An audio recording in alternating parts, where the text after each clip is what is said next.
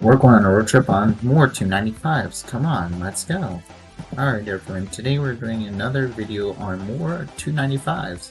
This time Interstate 295 in the DC, Maryland area, then DC Route 295, and then unsigned Maryland 295 just south of Maryland 175.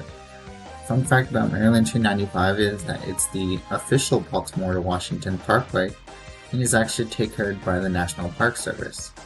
So let's get started on this beautiful road up towards Baltimore. If you've been enjoying my highways content or any of my other content, be sure to hit that like button and smash that subscribe button so you're notified of all my future highways videos. And guess what? I'm now open to extra requests.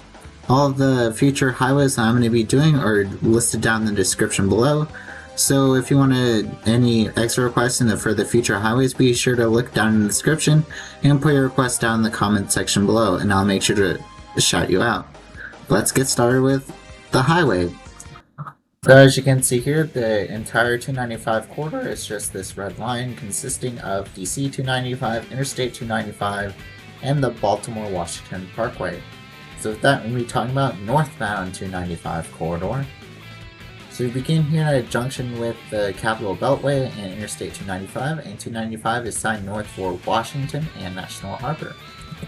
But once we take exit 2, we have the option to take the exit for 295 north or the National Harbor.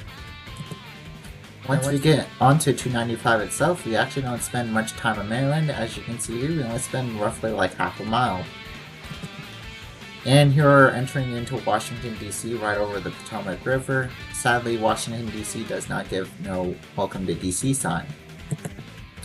And our first exit in Washington, D.C. is for the U.S. Naval Research Lab, and we also get a pull through for downtown Washington, but no 295. And a little way up the road, we're meeting Interstate 695, which takes us to 395 in downtown Washington, D.C. We also have an exit to transition to DC 295, which takes us to US 50. Here are transitioning into DC Highway 295. And our first exit request was made by Quartermarch 437, who wanted to see the exit for Pennsylvania Avenue on DC 295, which actually takes you to the Capitol building, which I've actually been to before. Also, we have a pull through for DC 295 North for US 50. And here are entering back into Maryland, and boy, this area looks congested. Also, there is no Welcome to Maryland sign that I could find anywhere because the DC-Maryland border is actually right under a bridge. And here are meeting US Highway 50, our first exit in Maryland, and it's signed east for Annapolis and west for New York Avenue in DC. While we get a mention of Baltimore-Washington Parkway, which takes us to Baltimore and 95. And once we got to the Baltimore-Washington Parkway itself, we actually get this beautiful scenery and along with brown exit signs. And at random intersections, the Baltimore-Washington Parkway is signed north for Baltimore and the BWI Marshall Airport. And you're meeting the Capitol Beltway once again, and it's signed south for Richmond and north for Baltimore, which are absolutely good choices. And on the Capitol Beltway, the Baltimore-Washington Parkway obviously gets the control cities for Baltimore and Washington. What else would you sign them? And this proves our theory that we're north for Baltimore. And the National Park Service is good at control cities. Maybe they should come up to Pennsylvania and start signing their highways. And our next exit request was made by Tiger Raven. He wanted to see Maryland Highway 32, which is a shortcut to Annapolis if you're coming south from Baltimore. So thank you for requesting that exit.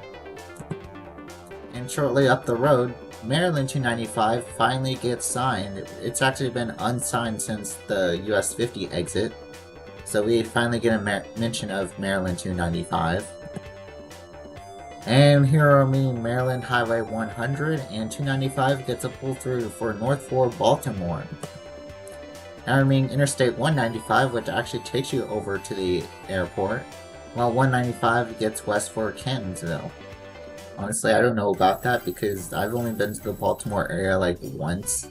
I don't know all the small suburbs around Baltimore.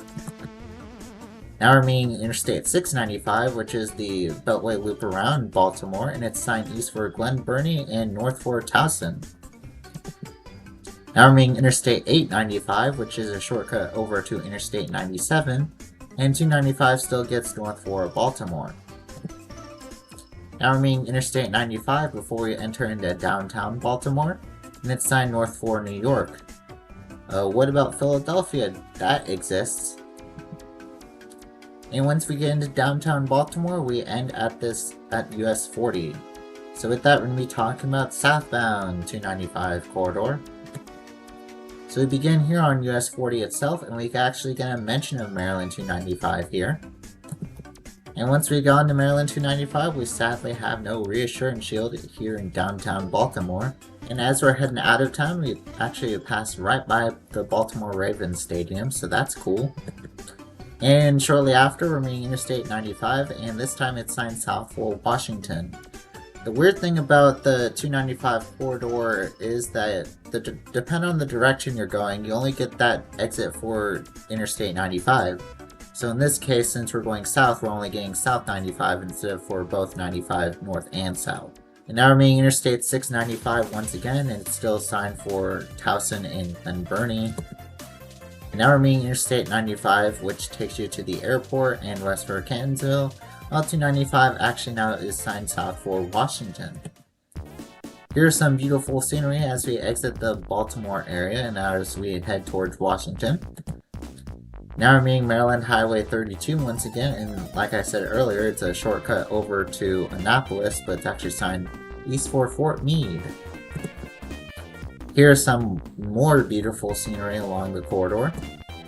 And now we're meeting the Beltway once again, and it's signed north for Silver Spring in Baltimore and south for Richmond. Here's some more beautiful scenery south of the Capitol Beltway. Now we're meeting US Highway 50, and this time we actually get Richmond, Annapolis, and Washington.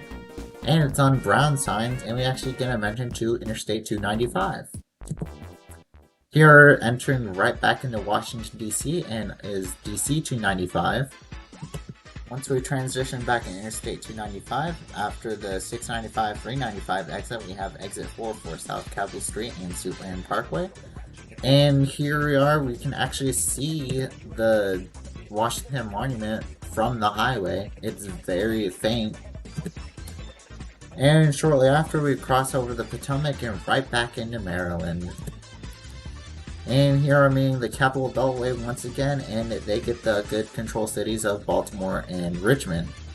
And this is the end of Interstate 295 because now we just get a mention for National Harbor and to Maryland 210.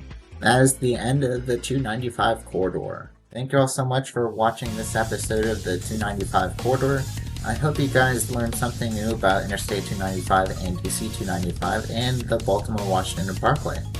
For my next couple weeks, I'm going to be heading back to US 11 and 11W. And after that, I'm going to be doing a cool special video where I'm going to be showing arrow signs in each state. And after that, I'm going to be doing US Highway 58. So thank you guys for watching, and I'll see y'all in the next one.